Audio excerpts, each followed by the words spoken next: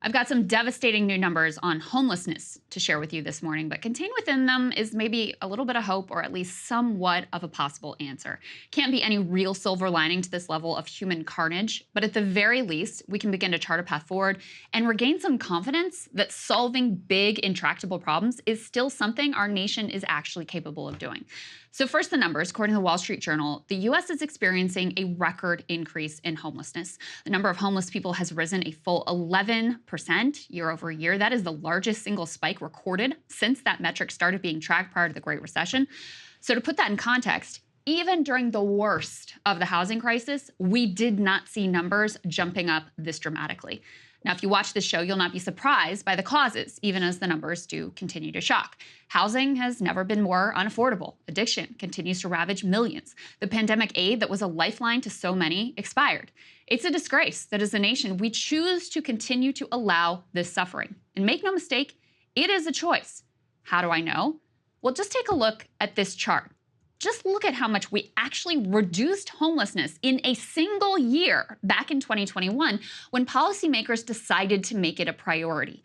As COVID was rampaging before there was a vaccine and during the worst of the crisis, lawmakers were worried enough about the spread of the disease that they actually took some aggressive measures to house people who needed help. Maybe it should be obvious that getting people housing will dramatically reduce homelessness, but that is not the way that policymakers often look at this issue. But look at this. They made real progress on a seemingly intractable, complex issue. And guys, they could do it again. It's not just homelessness, though. I have plenty of critiques of how we did COVID relief, who we helped most, how we structured the program, who got bailouts, who got jack shit. But even imperfectly designed as it was, the unbelievable possibilities of the government to do good for the American people are really clear when you look at the data.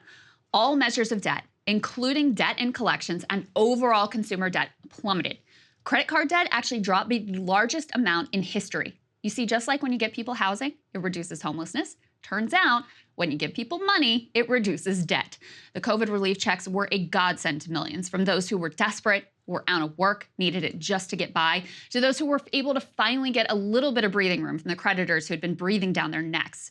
Same with the so-called super dole, which took regular unemployment and pumped it up to keep people going while businesses were shuttered during the pandemic. Many also, as part of that, went through some really dramatic lifestyle changes that had them at home with their support systems instead of papering over their psychic wounds with retail therapy, which also forced them to eat at home, saving money on restaurant meals and gas with no commutes. Thanks to the short-lived child tax credit, we also dropped child poverty to a 50-year low.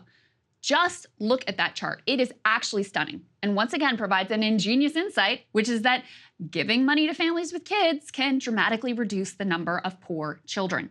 And research has shown that that money was largely spent on the kids in incredibly beneficial ways: school supplies, after-school activities, nutritious food, and the like. I will never get over the fact that we provided such a wildly successful program for our nation's kids and then cruelly ripped it away. And these economic supports, which materially improved the lives of many Americans, did not just stay in the realm of bank accounts.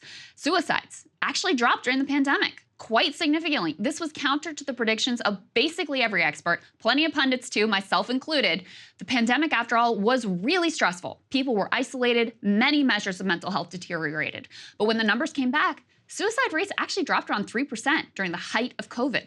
Experts attribute this to a number of factors. Being forced home wasn't a bad thing for all people after all. If you were being bullied at school or your soul was being crushed by your boss, you were plenty happy to be at home with your family. Telehealth was also expanded during the pandemic, giving more people easier access to a range of healthcare. And of course, for many, pandemic aid programs loosened the financial noose that had been around their necks. But now, of course, we're back to normal, and suicides have returned to their ever upward ascent. Now, I am not trying to say every aspect of the response was puppies and rainbows. Far from it. Lawmakers obviously screwed up a lot, too. School closures being the most obvious example. Plenty of people also fell through the cracks of pandemic programs or were the essential workers who were forced to keep working and risk their lives without getting much more than a patronizing pat on the back. But you can see really clearly that even as feckless as our government sometimes seems, it can genuinely do good. There is no charity or financial planning app or individual bootstrapping that can come close to matching the mass impact of the federal government. And the numbers tell us clearly, we do not have to accept this pain. The government helped the people once, and it could do it again. Don't let anyone gaslight you into thinking otherwise. And Sagar, basically, we had a giant social experiment. Hey guys, if you want to see what I had to say to Krystal's monologue, not just this one, all of them, going back to the very beginning, become a premium subscriber today, breakingpoints.com.